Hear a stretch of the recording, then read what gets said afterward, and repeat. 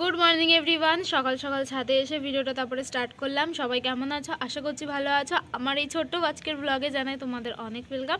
এখন ছাদে এসে বসে আছি। সকালের খাবার খাওয়া হয়ে গেছে। সকালের খাবারে ছিল আগের দিনের মাংস ছিল, সেইটাই আর কি খেয়েছি।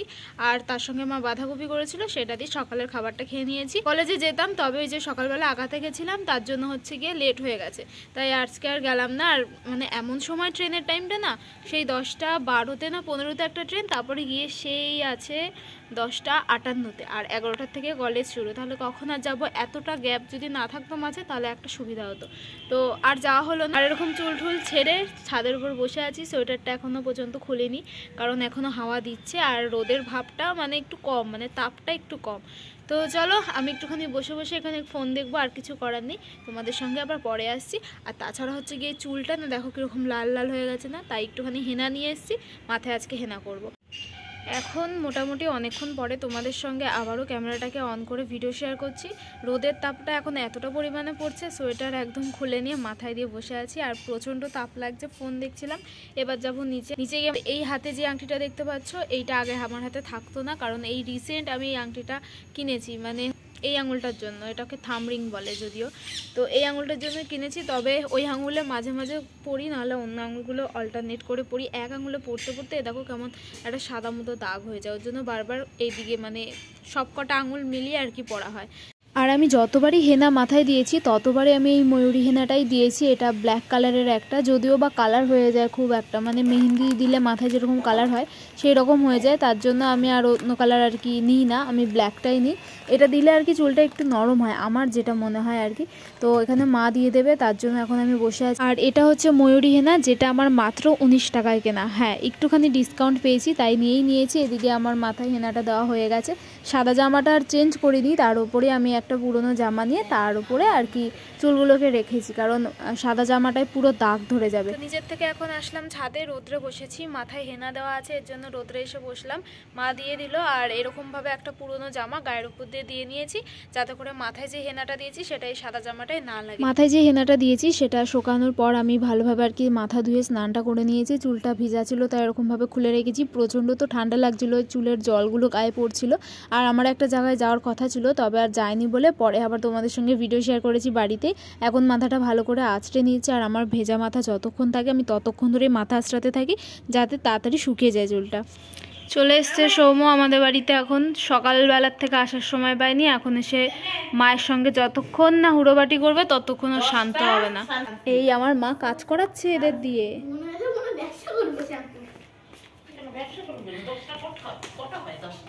দুপুরবেলা স্নান করার আগে মায়ের সঙ্গে গিয়ে কলের থেকে, মানে আমাদের পাশে আর কি পাম্প আছে, কল বলাও যাবে না, তো সেখান থেকে একটুখানি জল নিয়ে এলাম। এখান থেকে মানে এই বৌদিদের বাড়ির থেকে আমরা জল নিয়ে একদম আমাদের বাড়ির সাথে আর কি বাড়িটা।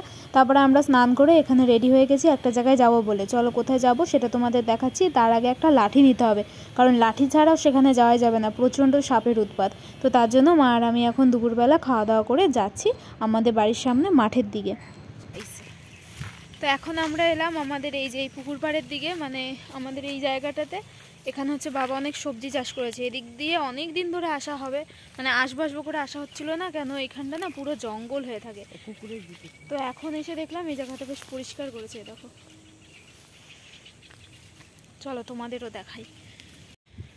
তো এই যে একটুখানি জায়গা মতো পরিষ্কার করেছে, করে এই গাছগুলো বসিয়েছে। আর ওগুলো কি গাছ মা? এগুলো তো ধনেপাতা। এটা কি গাছ? হেভি তো হয়েছে এই জায়গাটা। এই দেখো, এগুলো তো আমি আর মা আজকে এসে প্রথম দেখলাম। ওইদিকে ধনেপাতা আছে ওইদিকে। আর এগুলো হচ্ছে পালং শাক। বাড়িতেও কিছু পালং শাক বসিয়েছে, লঙ্কা গাছ বসিয়েছে, বেগুন গাছও আছে। মানে বাড়িতে যা যা আছে এখানেও সবই আছে, শুধুমাত্র এই জিনিসগুলো মানে আর কি নতুনভাবে বসিয়েছে। এটা গাজর গাছ না? এটা গাজর গাছ। ধনেপাতার মতোই তো পাতাগুলো দেখতে। আর এখানে কখনো কিছু করেনি এইখানে। আর এগুলো কি গাছ?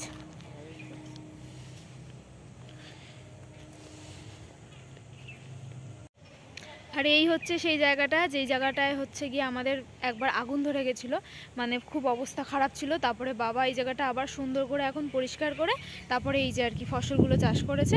আর মা ওই দিকটা রয়েছে জঙ্গলের দিকটা, আর চারিদিকটায় মানে এখন তো ঘরবাড়ি হয়ে গেছে, আগে এই পুরো জায়গাটা ফাঁকা ছিল, মানে আস্তে আস্তে জায়গা বিক্রি করতে করতে মানে চারিদিকে ঘরবাড়ি হয়ে গেছে। এখন রোদ লাগছে বহুত মুখে। কুমড়ো গাছ, বেগুন গাছ, তারপরে আরও অনেক গাছই দেখছি বসিয়েছে। আর এই ভিডিওগুলো হচ্ছে আমার দিদি দেখতে পাবে বাড়িতে বসে বসে, মানে ওর দেখতে এইসব জিনিস দেখতে বেশ ভালোই লাগে। এইসব বলতে না, মানে আমাদের বাড়ির এই ভিডিওগুলো দেখতে ভালো লাগে। মানে কুমড়োটাকে নিয়ে গেছে। আর এই দেখো কুমড়ো গাছ হয়েছে এখানে বেশ অনেকটা জায়গা জুড়ে, কিন্তু দেখো এখানে এই কুমড়োগুলো ধরেছিল, এগুলো হয়তো কেউ নিয়ে চলে গেছে। এই দেখো চুরি করে নিয়ে যাওয়ার মতো একদম, এই যে কেটে কেটে নিয়ে গেছে। এরকম একটা নাই, দেখো আরও একটা আছে। এবার এগুলো কি চুরি করার মতোই নাকি, না বাবা কেটে রেখে ফেলে দিয়েছে খারাপ হয়ে গেছে বলে। সিম গাছও আছে আবার, উড়িষ্যা গাছ। বাড়িতে থাকি কি করতে কি জানি, এইসবই তো দেখতেই পাই না। এই যে সিম ধরেছে গাছে, অনেক কটাই তো ধরেছে দেখো। এই যে পুরো জঙ্গলের মধ্যে দিয়ে একদম সিম গাছ ভরে আছে। ওই দেখো, ও এখান দিয়ে যাওয়া যায়, অনেক সুন্দর বেশ। বাঁশ গাছগুলো তো পুরো মরেই গেছিলো, তাও তো হয়েছে আবার। ওইদিকে খেসারি শাক আছে। এই দেখো বেগুন ধরেছে আবার একটা।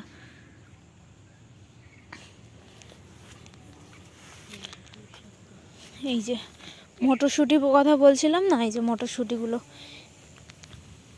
এই দেখো বেশ ভালোই মোটা মোটা টাইপের হয়েছে দেখতে। নীল হয়ে আছে পুরো জায়গাটা, নীল হয়ে আছে এই খেসারি শাকের জন্য। বাবা এসেছিলো দুপুরবেলা, তাই এখানে এই যে জল দিয়ে গেছে গাছগুলো, তাই ভিজা ভিজা লাগছে। এদিকে টমেটো গাছও বসিয়েছে, এই দেখো টমেটো ধরেছে। এরকম গাছে সবজি দেখতে হেব্বি লাগে। আর আমার মা এই যে এইদিকে এসে এত সুন্দর শাক দেখে লোভ না সামলাতে পেরে শাক তুলতে শুরু করে দিয়েছে, খেসারি শাক তুলছে। বাবাও তুলে নিয়ে যায় মাঝে মধ্যে, তবে আমরা এই প্রথম এলাম তো এসে একদম হতবাক হয়ে গেছি যেটা বলে, মানে আমি অন্তত হয়েছি, মা জানি না হয়েছে কিনা। আমার দেখতে বেশ ভালো লাগছে। এখন আমি চলে আসলাম এইদিকে বেগুন ক্ষেতের দিকে, ওইদিকে মা তো সেই খেসারি তুলে তুলে পাগল হয়ে যাচ্ছে, আর আমি এদিকটা এলাম। মানে একেবারে এদিক কুমড়ো তো চুরি হয়েইছে, তার মধ্যে দেখছি কুমড়োর ফুলও চুরি হয়ে গেছে। আরে কুমড়োর ফুল যদি তুলে নেয় তাহলে কুমড়ো ধরবে কী করে, আর কুমড়ো ধরলে তারপর তো চুরি করবে নাকি। তার আগেই যদি এরকম ফুল তুলে না তাহলে কুমড়ো আর খাবে কী করে। কি আচ্ছা ও বাবা, এইদিকে দেখি গাছে আবার কয়েকটা কলাও ধরেছে, দেখো। মানে কলা গাছে তো কলা ধরবেই, তবে এইটুকখানি গাছে বেশ সুন্দর কলা ধরেছে। কথা বলতে বলতে তোমাদের সঙ্গে এতগুলো শাকও তুলে নিয়েছে, এই যে অনেক কটা শাক তুলে নিয়েছে। বেশ মটরশুঁটি এরকম পুরস্ট হয়ে গেছে, এগুলোকে আমি তুলে নিচ্ছি তার জন্য।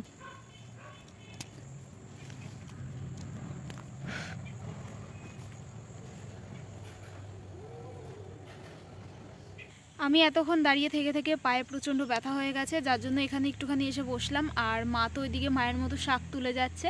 ওই দিকটা দিয়ে একটা সুন্দর মিষ্টি রোদের তাপ আসছে, বেশ ভালো লাগছে বসে থাকতে, মানে পিঠে রোদটা পড়ছে পুরো, বেশ ভালো লাগছে। আর চলো এখানে যা যা দেখানোর মতো তোমাদের সঙ্গে মানে টুকটাক ভিডিও শেয়ার করলাম। আবার না হয় অন্য একদিন আসবো, মানে আরও কিছুদিন পর আসবো, যখন এই সবজিগুলো আরও বড় হয়ে যাবে, তখন দেখতে আরও বেশি ভালো লাগবে। আমার তো এরকম পরিবেশ ভালো লাগে, তোমাদের কার কার ভালো লাগে তাড়াতাড়ি বলো। তো চলো আজকের মতো ভিডিওটাকে এখানে এন্ড করলাম। যদি ভালো লাগে আমাকে অবশ্যই জানিও। দেখা হচ্ছে আরও একটা নতুন ব্লগের সাথে। টাটা।